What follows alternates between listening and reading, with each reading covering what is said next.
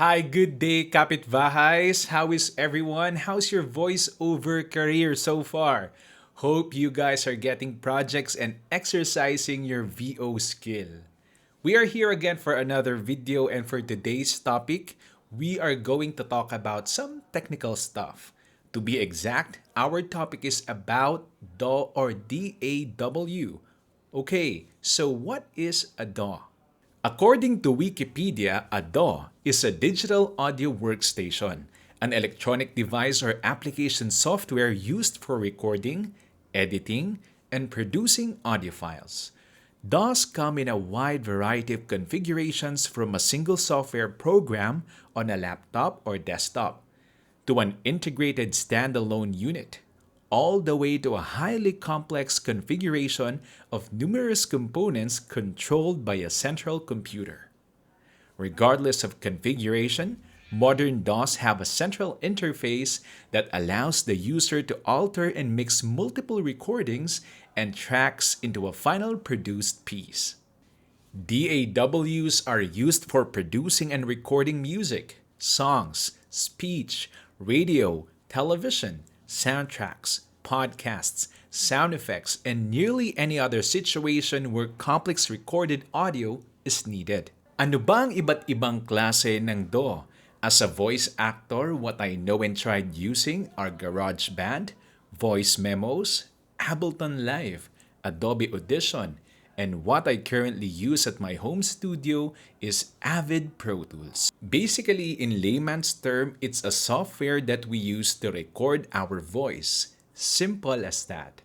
Kung ihahalin tulad naman natin ito sa isa pang digital program katulad ng Microsoft Word, kung saan nagta-type tayo ng mga words, sentences, phrases, dialogues, lines via letters, sa isang DAW naman, dito natin ini-insert ang ating spoken words. Ito ang isang example.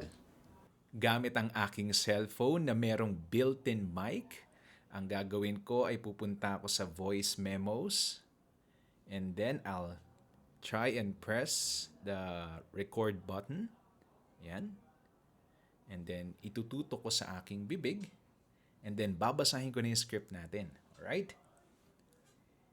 Narito na ang Tawanan Carnival! Ang Tawanan Carnival ay nandito na! Mapapaikot ka na parang tsubibo sa roller coaster ng kalokohan na magpapasakit sa tiyan mo ngayong Mayo! Only Tawa Mondays! Dito lang sa Z Cine! Bollywood na tayo!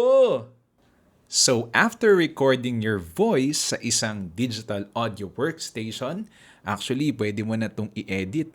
Alright? Pwede mo lang i-press yung edit your recording, and you can also play it back.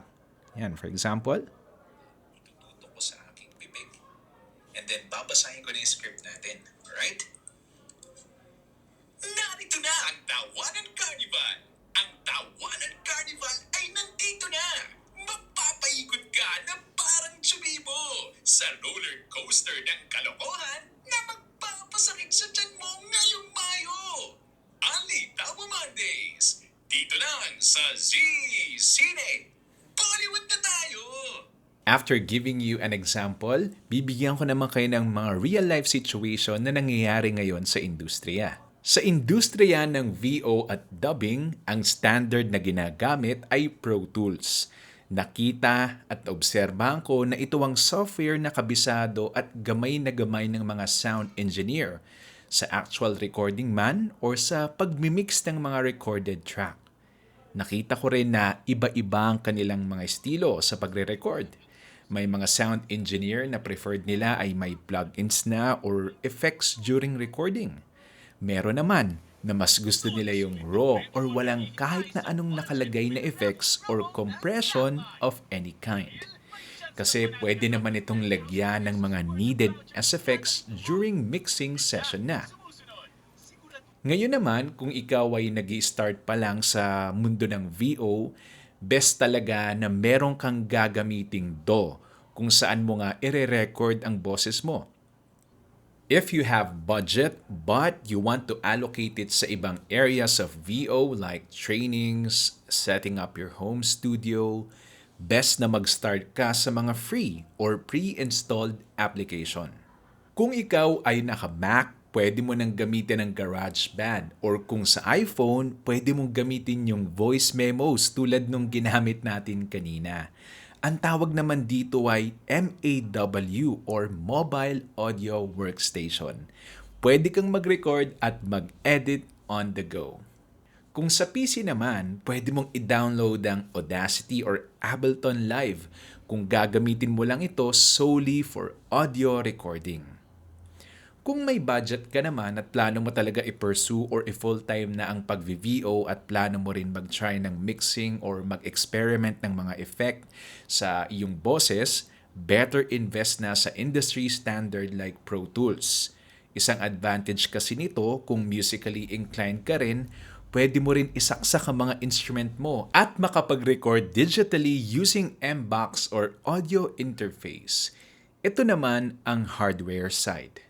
Kumbaga, multipurpose na talaga ito at kapag na-maximize mo ang paggamit sa mga recording tool na ito, I'm sure mababawi mo rin ang pinang-invest mo sa mga ito given na na-maximize mo na rin yung VO arsenal and you keep on getting paid projects. So, pag may nakausap kang fellow voice talent or a sound engineer at tanungin ka kung ano ang gamit mong D.A.W or Digital Audio Workstation, alam mo na ang iyong isasagot. Pwedeng Pro Tools, Audacity, Ableton Live, GarageBand. May mga pros and cons din ang kanya-kanyang software pero it's up to you pa rin kung ano ang pipiliin mong aralin at kung saan ka magiging pinaka-comfortable. Remember that good practice with heart makes everything perfect. Hope you guys got some value from this topic. Kindly thumbs up kung meron kayong natutunan and kindly comment below if you have some questions pa. Okay, so maraming salamat, Vapi. Watch this next video. I'm sure marami rin kayong matututunan dyan. Bye!